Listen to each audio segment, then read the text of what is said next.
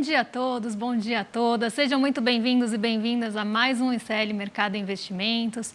Hoje aí a gente vai falar de alguns assuntos importantes, apesar da agenda mais esvaziada. Então a gente vai falar bastante de alimentos e dos preços dos alimentos, qual a trajetória que eles devem seguir aí em 2024, como é que está aí a expectativa para os preços das commodities. Vamos falar também de cesta básica. Então a gente tem aí bastante coisa para falar para vocês aí em relação a esse tipo de commodity, preço. Mas a gente também vai falar de balança comercial, a gente vai falar também de algumas questões da Ásia e de ontem que mexeram bastante aí com o mercado. E aí, um pouquinho antes de falar da abertura, a gente vai falar do que está no radar aí do nosso mercado doméstico, que é a discussão da MP da desoneração. Mas antes de tudo isso, André, bom dia, como você está? Bom dia, Débora, bom dia a todos os nossos telespectadores. Dia hoje basicamente pautado pela questão dos alimentos, né? Que a gente vai falar um pouco da cesta básica, das perspectivas sobre o preço dos alimentos por causa dos problemas climáticos, a questão da balança comercial que também vai estar ligada a alguns problemas climáticos que a gente vai enfrentar. Tem bastante assunto hoje muito levado em relação a isso, mas como sempre, né, Débora, a gente vai começar aqui mostrando para o nosso telespectador a agenda do dia para saber aí quais são os fatos mais importantes aí, os dados que devem ser divulgados e tudo mais, né, Débora? Vamos passar então agora pela agenda? A gente teve aí logo de manhã a divulgação na Europa, então a gente tem aí a divulgação quase durante a nossa madrugada aqui da produção industrial da Alemanha e da taxa de desemprego da zona do euro.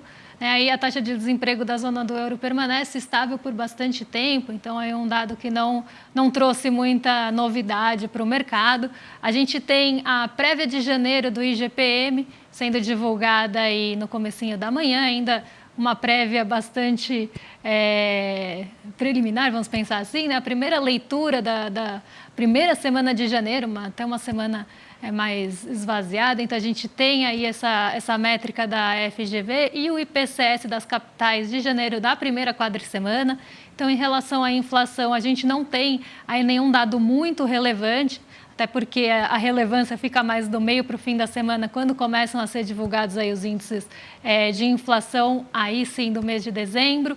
A gente tem aqui agora acontecendo, né, a reunião dos líderes do Senado com o presidente do Congresso, Rodrigo Pacheco, para debater justamente a compensação da desoneração da folha. Então, esse deve ser o assunto que deve ganhar mais peso aqui no nosso noticiário doméstico. Então, a gente deve ter aí um noticiário político ganhando mais espaço aí nos mercados hoje, principalmente devido à falta de indicadores. Então, esse deve ser o maior peso e está, inclusive, já impactando aqui a nossa bolsa nessa manhã. Em seguida, a gente tem alguns dados sendo divulgados nos Estados Unidos. Então, a gente tem algumas divulgações por lá da balança comercial, agora às 10h30. E às 14 horas a gente tem aí alguns dirigentes do Fed participando de alguns eventos. Então, eles normalmente, por mais que o evento não seja para falar de juros, normalmente nesses eventos acaba acontecendo alguma sinalização e por isso fica no radar do mercado. Mas como eu falei, hoje é uma agenda mais esvaziada de indicadores, mas que eles acabam ganhando, os que têm, né, os indicadores que saem acabam ganhando mais relevância aí no desenvolver do mercado ao longo do dia. Uma agenda bem começo de ano mesmo, né? Então o ano demora um pouco para começar a engrenar, isso é fato, né? E já vamos então ver os mercados internacionais, né? Notícia no nosso site de sempre, né? Que para vocês já se aquecerem, lerem aí com maior profundidade aqui o que vocês devem enfrentar aí durante o dia, os nossos telespectadores. A agenda também está lá, você também tem aí o que vocês devem ficar prestando atenção e o que deve mexer no mercado, né? Mas vamos começar então com a Ásia, Débora. Então, o que aconteceu aí na Ásia, né? Parece que teve a China, deu algumas respostas positivas depois de um dia trágico ontem, né?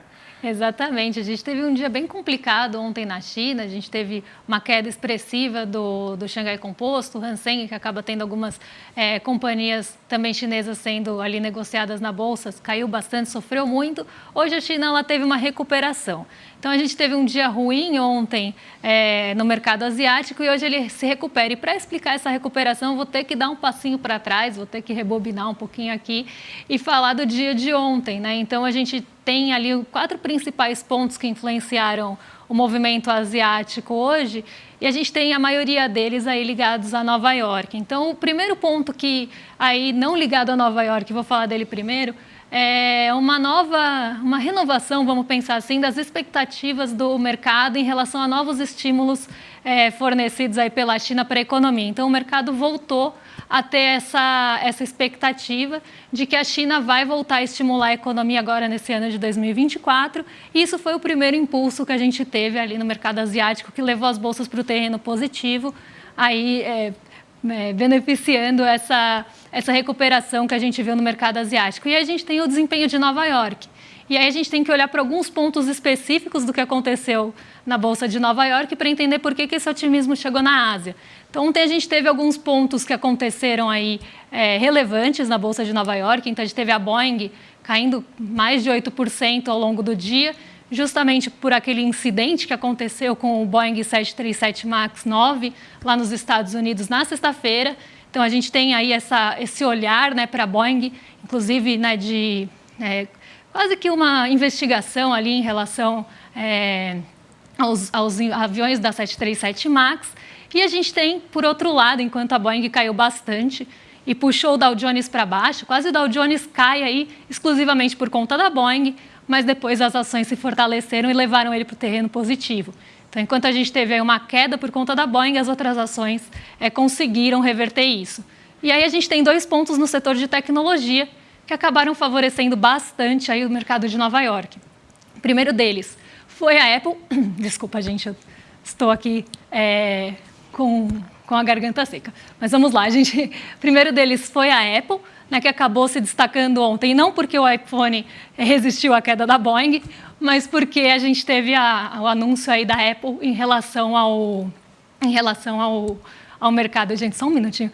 André, essa questão que você falou assim, só para explicar, gente, que quando você fala que o iPhone resistiu à queda da Boeing, a gente não está falando de ações, tá? A gente está falando que teve ontem o caso, né? Que uma dos itens que caiu daquele avião da Boeing lá que abriu a janela, né? Você teve então que um iPhone caiu e ele resistiu à queda, né? Então a gente não está falando de bolsa, né? A gente está falando na verdade que um iPhone físico resistiu à queda de um Boeing, né? Na verdade, né, Débora? Exatamente. Não, então a gente teve a Boeing caindo e a Apple subindo e não correlacionado a isso. E muito obrigada, André, porque eu precisava beber uma aguinha aqui.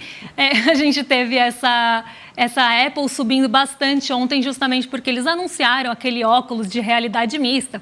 Vai ter ali realidade virtual com coisas ali do momento acontecendo. Então, eles deram a previsão de quando isso vai lançar, vai ser em fevereiro, e as ações dispararam. E o outro ponto foi a NVIDIA.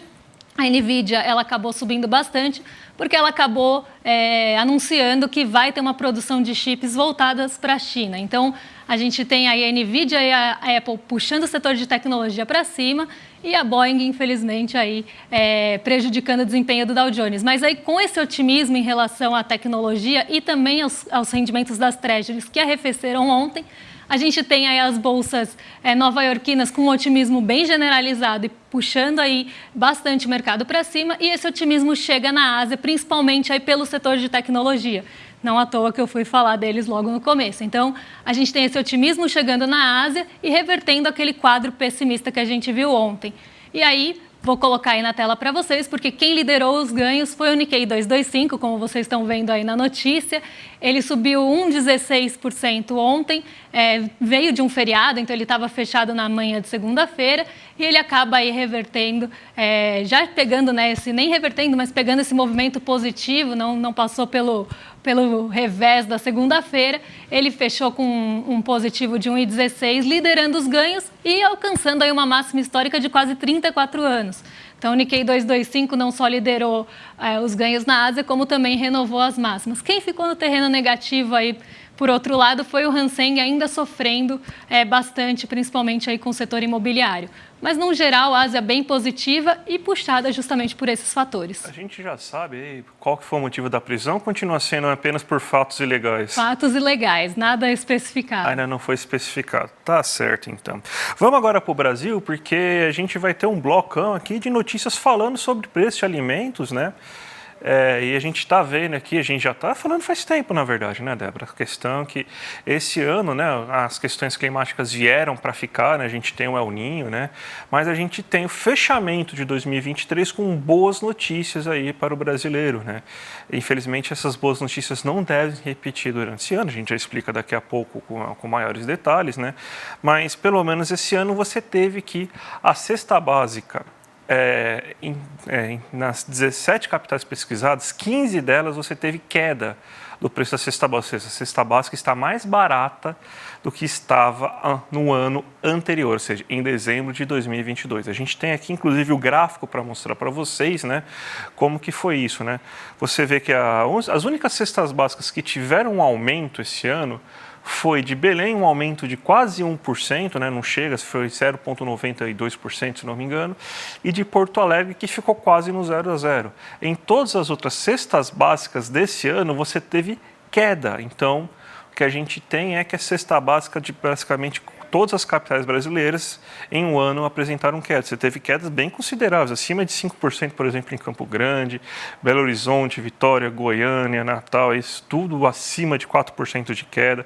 São Paulo mesmo, aí, que é boa parte da nossa audiência, você teve uma queda de quase 4%, então foram quedas bem consideráveis se a gente for pegar no ritmo anual. Só que o que a gente já estava mostrando, o que o IPCA 15 também falou, mostrou para a gente, isso aí vai sair dia 11, né? Vai sair dia 11 o IPCA final, e vai ter algum reflexo disso aí nesse cálculo, é a questão desses últimos meses, as questões climáticas. Então, a gente já está vendo aqui o preço da cesta básica em termos mensais dando alguns saltos. Ó. Você tem altas consideráveis. Você tem, em Porto Alegre, você tem um aumento de mais de 3% na cesta básica aí nesse momento. A de Brasília cresceu bastante, mais de 4%. Campo Grande, que teve a maior queda durante o ano, ela também teve aumento de mais de 3% somente nesse mês. Então, o que está acontecendo? Você está tendo um encarecimento no preço dos alimentos. Se você pegar só a cesta básica de São Paulo como referência, por exemplo, você teve aumento de mais de 14% da batata. O feijão, que não vinha subindo, começou a subir, problemas climáticos.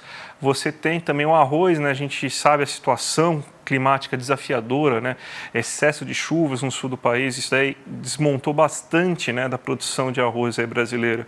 Também está aumentando o preço. O tomate, basicamente todas essas leguminosas, esses grãos que a gente consome, né, diariamente, o óleos de grãos, como por exemplo óleo de soja, você está tendo esse problema justamente porque está muito quente ou está chovendo muito e a safra está tendo quebras. Então, quebras, que quando eu falo quebra, é quebra de verdade, não é quebra de recorde. Está tendo problemas de falta de oferta de safra mesmo. Então, isso vai ser o grande desafio de 2024, se a gente for pensar na inflação brasileira, porque a gente deve ter uma alta no preço dos alimentos e a gente vai ter que contar muito com a Conab, tem que colocar de fato agora a Conab para funcionar, para evitar problemas maiores, e a gente vai precisar ter alguma atenção em relação a isso, Débora.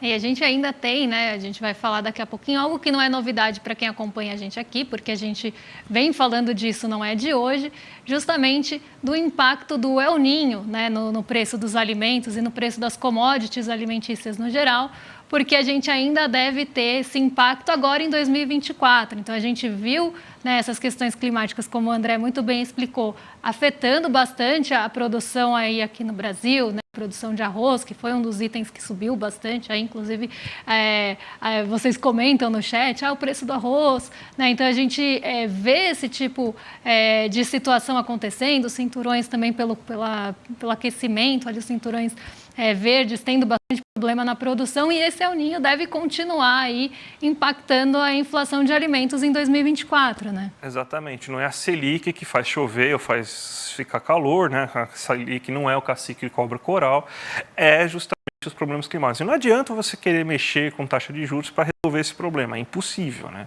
O que a gente está tendo é que você vai ter uma quebra de safra de alimentos importantes, vai ser produzido menos soja, vai ser produzido menos milho, mesmo que boa parte desses bens são voltados para exportação, a gente fica com a sobra pelo menos, só que então é menos sobra que vai sobrar aqui para a gente consumir, né?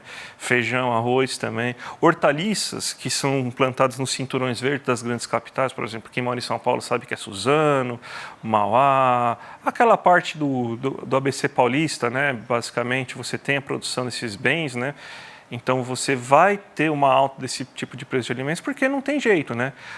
O El Niño veio para ficar, o El Niño vai aumentar as temperaturas, aumentando as temperaturas você também vai ter chuvas mais fortes, isso aí vai desregular completamente as safras, isso aí vai acabar prejudicando e vai ter uma alta no preço dos alimentos, né? O El Niño, se não me engano, aí deve estar previsto pelo menos até abril de 2024, então a gente vai ter um primeiro trimestre com um preço de alimentos, principalmente esses in natura, o que a gente consome na feira, né? Vai ser bem alto, então a gente já está avisando aí para depois falar, meu Deus, o que aconteceu, né? Então, esse é um fato climático e sim, a gente vai ter que dar alguma solução em relação a isso, né? E ainda tem alguns especialistas, inclusive, falando que esse ano pode ser, inclusive, mais quente que o ano passado. Então, bem preocupante aí essa situação climática que a gente deve enfrentar. E uma outra notícia ainda envolvendo commodities alimentícias e exportação, agora nesse caso, é que o Brasil está ali na liderança da exportação de produtos do agronegócio, né? Então a gente vê e fala bastante disso, né? Quando a gente vê aquelas pautas exportadoras, o que o Brasil produz mais, né?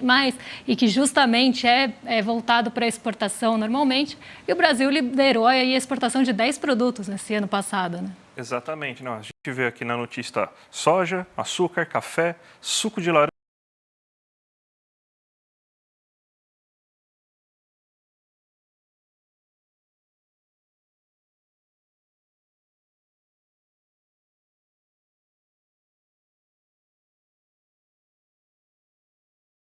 Acho que o áudio, acho que o pessoal em casa não está te escutando. Não está me escutando? Então vou tentar aqui. Voltou. Voltou? Então não sei de onde que eu parei, então vou começar tudo de novo, gente. Fique tranquilo, problemas técnicos, como este ano é sempre assim, normal.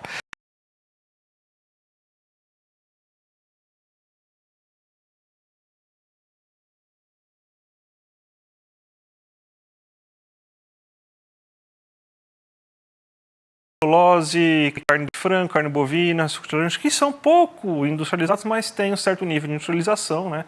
A gente sabe que o Brasil ainda depende muito desses produtos aí de venda, de produtos pouco elaborados industrialmente e basicamente matérias-primas brutas, né? Então, é isso que a gente tem. Só que a gente provavelmente vai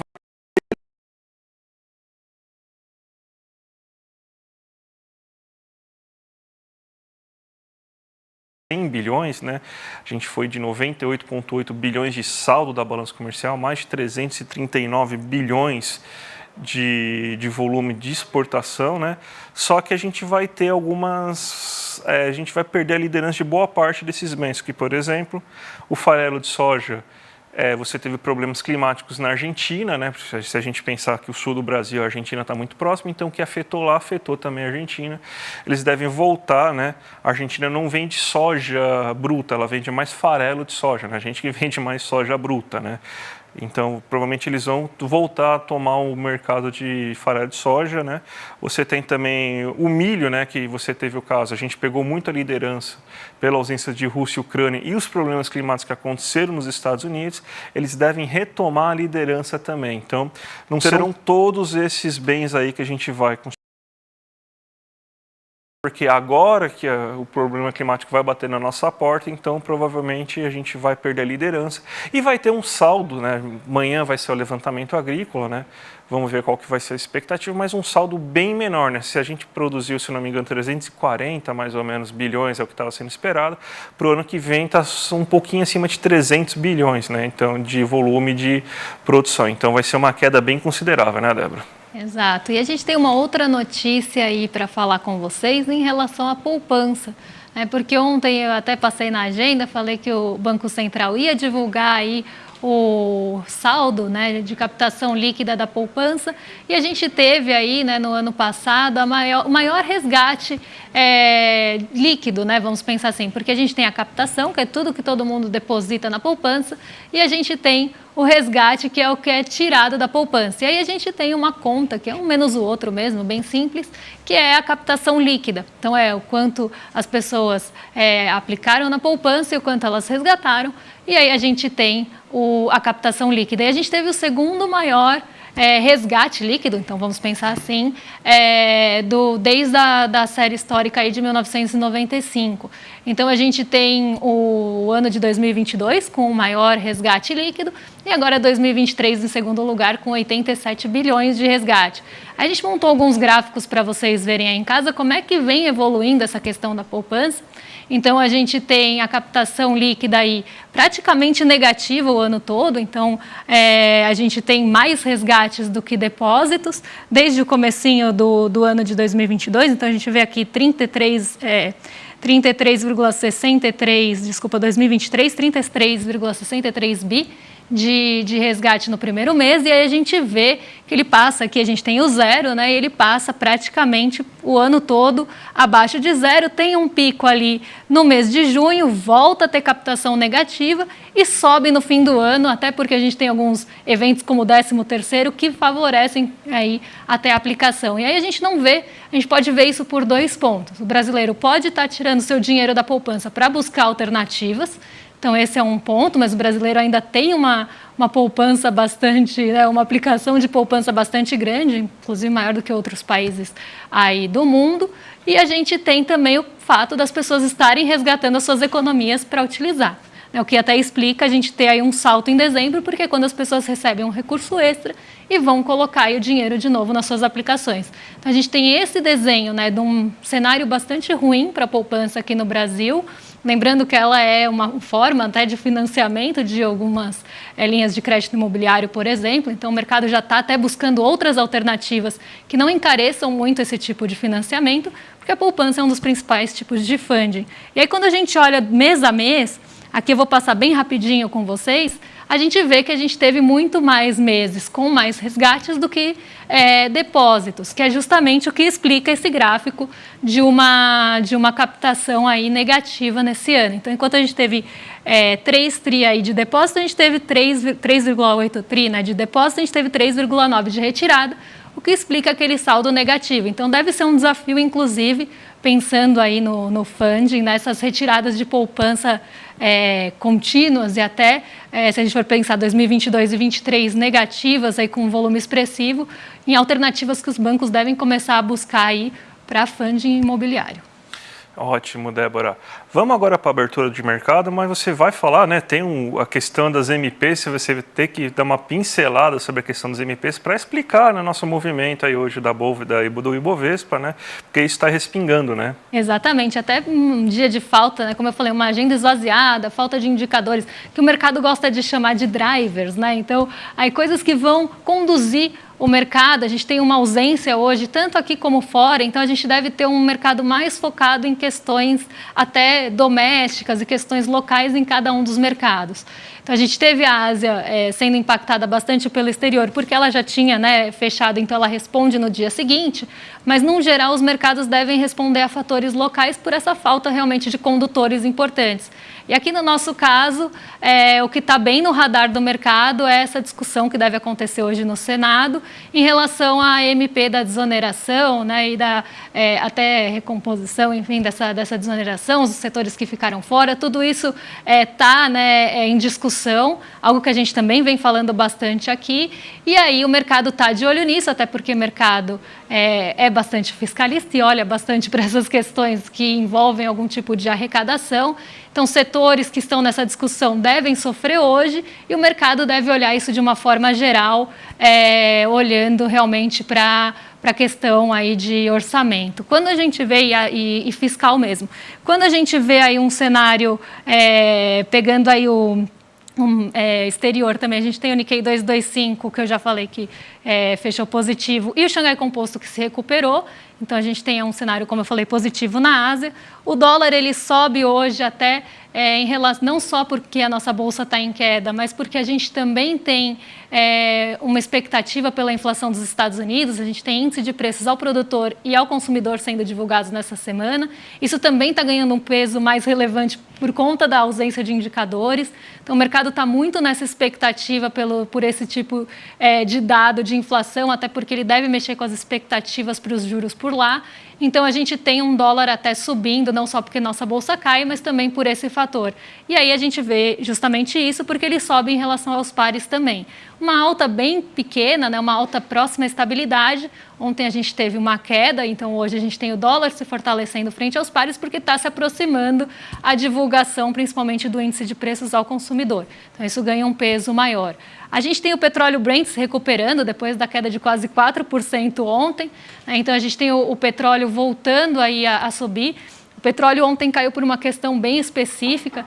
Uma petrolífera estatal, a Saudi Aramco, ela teve aí um corte no preço para os seus principais parceiros, inclusive o maior mercado dele, que é a Ásia e os Estados Unidos. Então, ele, sim, estendeu esses cortes de preço, isso derrubou o preço do petróleo. Então, a gente deve ter aí uma recuperação hoje. E porque caiu bastante o preço do barril ontem por conta disso. E aí a gente tem esse preço do petróleo alto, né, em alta, e a gente tem as commodities se recuperando hoje, mas não o suficiente para jogar o nosso Ibovespa para cima. Lembrando que a gente tem um peso bem grande. Então, a gente vê as ações ali em conjunto caindo justamente nessa expectativa, não só pela inflação dos Estados Unidos, mas também aí em relação a essa expectativa dessa discussão que acontece hoje no Senado. E aí a gente tem o S&P 500 abrindo agora para vocês aqui, em queda também justamente pelo mesmo fator, uma tensão aí em relação aos juros dos Estados Unidos, como eles para onde devem apontar aí na expectativa da inflação. Ótimo, Débora. Vamos entregar agora o programa para o nosso vizinho, então, para o William De Luca, que agora o Rolê sério aí, ó, todo dia às 11h30 da manhã, né? Hoje ele não vai aparecer, a gente já conversou aqui, ele não vai mais interferir no programa aí, pelo menos no curto prazo, não permitir a presença dele hoje, ele que faça parte do programa dele apenas, tá? Então, só queria me despedir da audiência aí e falar um bom dia, a gente se encontra amanhã e, Débora... Amanhã a gente está de volta com a sequência que vocês já conhecem. A gente aqui às 11h30 da manhã. 11 horas da manhã, gente, onde eu estou com a 11h30. 11 horas, porque 11h30... Gente, não sei onde estou com a cabeça, 11 horas da manhã. A gente está de volta amanhã aqui com o ICL Mercado e Investimentos. Até amanhã, pessoal. Até amanhã, gente. Tchau, tchau. Todo ano, em janeiro, eu faço um encontro chamado Mapa da Mina, onde eu falo das minhas previsões, o que eu acho que vai acontecer com os mercados, com os investimentos ao longo do ano que está começando. No ano de 2023, a gente conseguiu o impossível, acertou todas as nossas previsões. De bolsa, de câmbio, de juros, de fundos imobiliários, fundos multimercado, até de criptomoedas. Eu vinha há alguns anos falando que o mercado de criptomoedas deveria sofrer bastante e deveria cair bastante o preço dos ativos. Pois bem, em janeiro de 2023, eu falei que eu não estava mais com esse pessimismo, achando, inclusive, que os preços poderiam parar de cair e ter uma reação diferente no ano que estava começando. Foi exatamente o que aconteceu. Um ano onde a gente acertou tudo, absolutamente tudo. Tá duvidando? Bota o vídeo pro pessoal ver. Eu acho que no mercado de criptomoedas o pior parece já ter passado. A minha expectativa, que ao longo dos últimos anos foi de queda, de piora, de destruição de riqueza e etc., ela muda para neutra. Já viu que você não pode perder o Mapa da Mina de 2024. O encontro vai acontecer no dia 28 de janeiro, um domingo, às 8 horas da noite. Para se inscrever é gratuito, é só clicar no link aqui em cima ou aqui embaixo. Em poucos segundos você está inscrito e aí é só convidar os seus amigos e amigas para participar também. Vamos lá, dia 28 tá junto, para ouvir quais são as previsões para o ano de 2024 e ter uma direção do vento para poder ajustar as velas do barco. Um abraço e até lá!